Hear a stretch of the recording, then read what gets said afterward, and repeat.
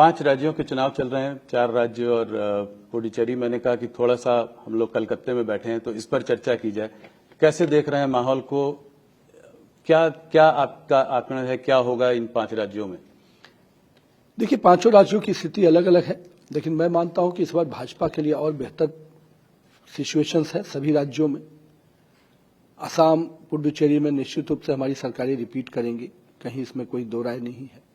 बाकी 3 राज्यों में पश्चिम बंगाल आपको आश्चर्यजनक रिजल्ट के साथ सामने आ रहा है, और यहां पर मैं मानता हूं कि सारे जो भी टीएमसी और कांग्रेस के जो खेल थे उस सब से बाहर आकर जनता इस बार भाजपा की सरकार बनाने जा रही है।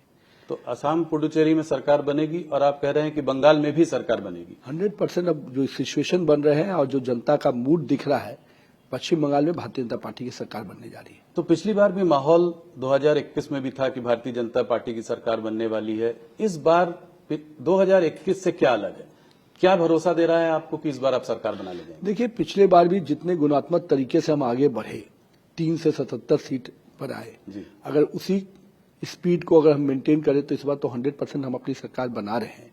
जहां तक अनुभव की बात आप कह सकते हैं, जनता कार्यकर्ता का एक जो माइंडसेट दिखता है और आम आदमी का जो रिस्पांस दिख रहा है कार्यक्रमों में, रोड शो में, गति बैठकों में, कहीं ना कहीं वो स्पष्ट है कि इस बार टीएमसी की जो अनारकी रही, जो गुंडागर्दी रही, करप्शन रहा, बांग्लादेशी घुसपैठ से आम आदमी त्रस्त है, तो ये सारे मुद्दे निश्चित रूप से टीएमसी के पूरे अगेंस्ट जा रहे हैं और भारतीय जनता पार्टी इन मुद्दों की लड़ाई लड़ी है, तो निश्चित रूप से अग्रणी रूप से हम इसमें आगे बढ़ेंगे। तो टीएमसी का मानना यह है कि भारतीय जनता पार्टी सिर्फ 150-160 सीटों पर चुनाव लड़ रही है, क्योंकि बाकी 90 से ज्यादा सीटों पर माइनॉरिटी जो है प्रबल है, उसका जो है वोट शेयर 40-50% से ज्यादा है, तो वहां जीतने की कोई चांस नहीं है। तो इस बार आप हिंदू वोट कंसोलिडेशन देख रहे हैं, इस लेवल पर देख रहे हैं कि आपको बहुमत मिल जाएगी? देखिए, हम तो 294 सीट पे चुनाव लड़ रहे हैं जी, ठीक है। उनके आंकड़े किस प्रकार से वो कैलकुलेट करते हैं, वो उनकी पार्टी की रणनीति होगी, लेकिन हम तो देख रहे हैं कि इस बार अगर हिंदू कॉन्सेंट्रेशन से ज्यादा पश्चिम बंगाल की जनता बांग्लादेशी घुसपैठ के विरोध में है, और उसमें चाहे हिंदू कॉन्सेंट्रेशन कहिए या आम नागरिक जो पश्चिम बंगाल का है, जो भी लंबे समय तक यहाँ रह रहा है, वो निश्चित रूप से बांग्लादेशी घुसपैठ के विरोध में है।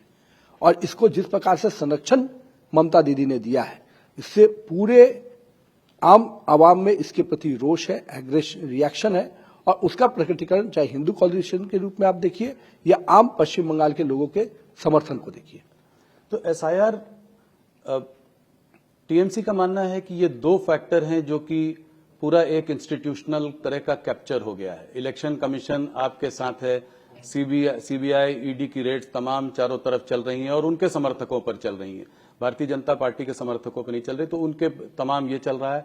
और एसआईआर के रहते 90 लाख से ज्यादा वोट कट चुके हैं, तो इसका बेनिफिट क्या आपको मिल रहा है एसआईआर का, जो 90 लाख वोट? पहले ये समझिए कि 90 लाख में से 30 लाख ऐसे लोग हैं जो थे ही नहीं, तो निश्चित रूप से क्या उन लोगों का फर्जी वोट देने का अधिकार दे दिया जाए?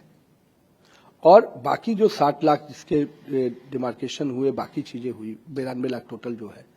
सबसे महत्वपूर्ण बात यह है कि दीदी के ही प्रशासन के डीएम एसडीओ है ना जी, तो आपके प्रशासन के डीएम एसडीओ ने फाइंड आउट करके अगर 92 लाख दिया तो ये तो आपके मशीनरी का है। कहां इसमें इलेक्शन कमीशन आ रहा है? इलेक्शन कमीशन की कोई भी मशीनरी जिला प्रशासन और स्थानीय प्रखंड से आती है, कोई उसकी अपनी मशीनरी नहीं होती है। अब उस मशीनरी ने ही 92 लाख डिलीशन के लिए अगर आगे प्रस्ताव बढ़ाया तो इसमें दीदी को बेचैन क्यों होना चाहिए? और 92 लाख अगर जा रहे हैं तो उसके अगेंस्ट तो आप कहां कहां दरवाजा नहीं खटखटाई, वहां से भी क्या जवाब मिला? आप क्यों वैसे लोगों की चिंता कर रही थी जो यहां है ही नहीं? क्या मंशा थी आपकी? तो आप क्या कहना चाह रहे हैं कि जो लोग यहाँ थे ही नहीं, जो इसमें आए हैं, उनका वोट ये लोग फर्जी डाल रहे हैं? अरे कह नहीं रही, यही तो बात है, यही चीज की वकालत कर रही है दीदी। जो लोग है नहीं उनके वोट की वकालत, ये तो कहीं ना कहीं आम आदमी को समझ में आने वाली बात है कि उनकी वकालत जो है नहीं, ये किस उद्देश्य से किया जा रहा है? मंशा स्पष्ट नजर आ रही है।